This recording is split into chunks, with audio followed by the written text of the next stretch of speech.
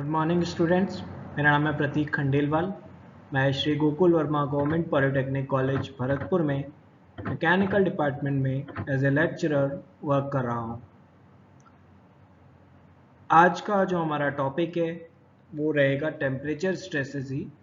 Temperature stresses में हमने start किया था लास्ट लेक्चर में, जिसमें हमने देखा कि कैसे ये जनरेट होती हैं, क्या रीज़न है इनके जनरेशन का एंड क्या इनका इफेक्ट है। तो इसी में उसके बाद हमने आपको 3 केसेस बताए कि कैसे फ्री एक्सपेंशन का केस होता है, पार्शियली रेस्ट्रिक्टेड का या फिर कंप्लीटली रेस्ट्रिक्टेड का।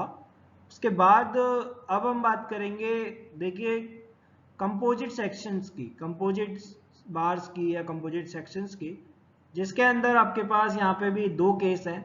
एक है आपका कि वो बार्स जो होंगी वो सीरीज में ऐड होंगी, दूसरा है आपका बार्स जो हो सकती है वो पैरेलल में ऐड हो सकती हैं।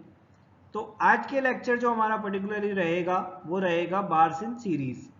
तो अगर सीरीज में कोई भी 2 बार या 3 बार ऐड रहती हैं तो कैसे उनमें टेम्परेचर स्ट्रेसेस जनरेट होती हैं या कैसे उनके स्ट्रेसेस की वैल्यू हम लोग फाइंड आउट करते हैं, उसके रिगार्डिंग आज हम यहाँ पे बात करेंगे। तो स्टार्ट करते हैं स्टूडेंट्स आज का lecture. Thermal stress in a composite bar, और इसमें भी कौन सी, बार्स इन सीरीज ओनली।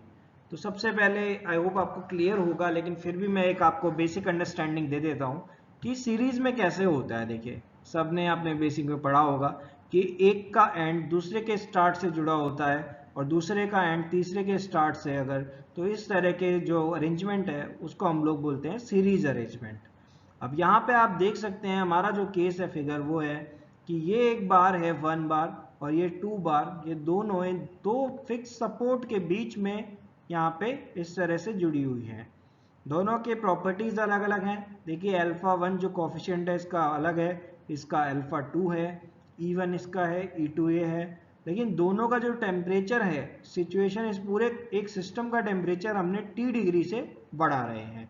इसकी लेंथ जो है वो L1 है, इसकी लेंथ जो है वो L2 है।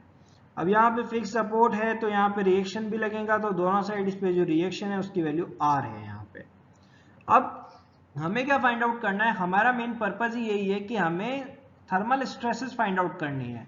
तो थर्मल स्ट्रेस, अब देखिए, एक थर्मल स्ट्रेस इस बार में 1 बार में होगी तो उसको नाम देंगे हम लोग सिग्मा 1। तो ये, तो 1 बार में जो स्ट्रेस रहेगी वो रहेगी सिग्मा 1 और 2 सेकंड बार में जो स्ट्रेस रहेगी वो रहेगी सिग्मा 2।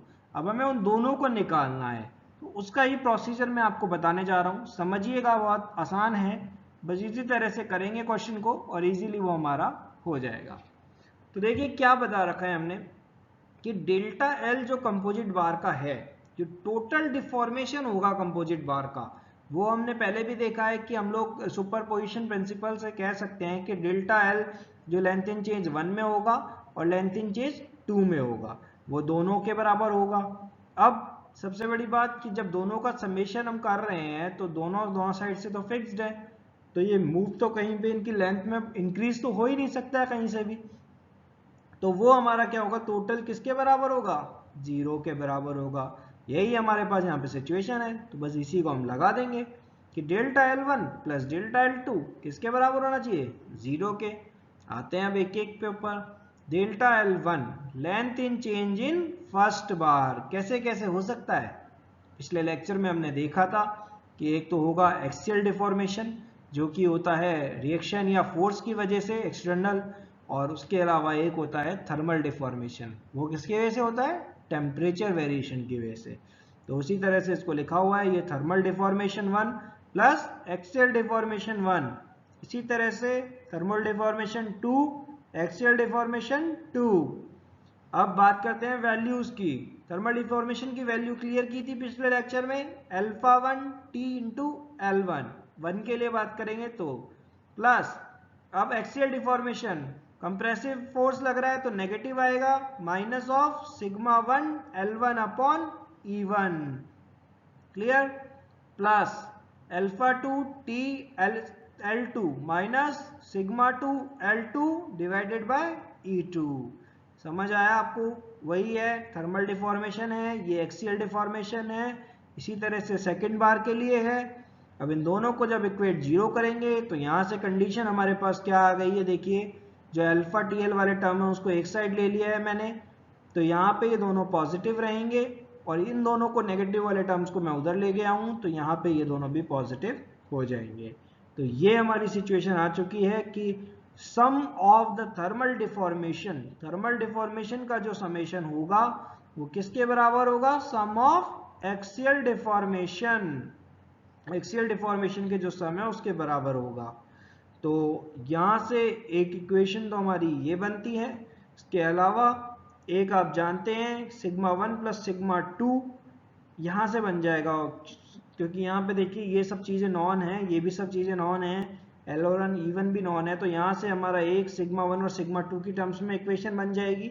और दूसरी इक्वेशन जहाँ की देखिए कहाँ से आ रहा है, देखिए इस केस में क्या होगा कि P1 P2 जो होंगे वो R के बराबर होंगे, क्योंकि जो टोटल लोड है वो एक्सीएल में सेम ही लोड रहेगा, तो P1 इक्वल टू क्या होगा, P2 होगा। तो सिग्मा वन ए वन को तो P1 लिख सकते हैं, सिग्मा 2 A2 को P2 लिख सकते हैं, तो sigma 1 A1 equal to sigma 2 A2, ये यहाँ पे हमारी दूसरी इक्वेशन आ जाएगी। इन दोनों इक्वेशन को जब आप सॉल्व करेंगे तो सिग्मा 1 और सिग्मा 2 की वैल्यूज हमारे पास आ जाएगी। तो इस तरह से हम लोग एक सीरीज बार में जब लगी होती हैं दो बार्स तो उनका वैल्यू आप स्ट्रेस की वैल्यू यहाँ से कैलकुलेट कर सकते हैं। आई होप आपको समझ में आया होगा। इसमें देखते हैं आगे हमने वही चीज लिख रखी है कि जब दोनों को सॉल्व करेंगे तो इससे हमें सिग्मा 1 और सिग्मा 2 की वैल्यूज मिल जाएगी। इसके बाद जो हमारा कंक्लूजन है, देखिए इसमें हम बता देते हैं कि कैसे कैसे क्या वेरिएशन हो रहा है। अगर आप कोई नेचर पूछे, वैल्यूज तो हमने निकाल ली, लेकिन फिजिकल सिग्निफिकेंस की नेचर हुआ क्या एग्जैक्टली तो वो हम देखते हैं। तो when temperature of the compound bar increases compressive stress will be developed. आप ये ध्यान रखिए कि देखिए क्या हो रहा है, आप इस बार को देखिए, अब आप सारी कैलकुलेशन मैथमेटिक्स आप भूल जाइए, अब इस बार को देखिए, ये बार हैं दोनों, ये दोनों बार यहाँ से फिक्स्ड हैं। अब क्या कर रहे हैं हम लोग, इसका टेम्परेचर बढ़ा रहे हैं।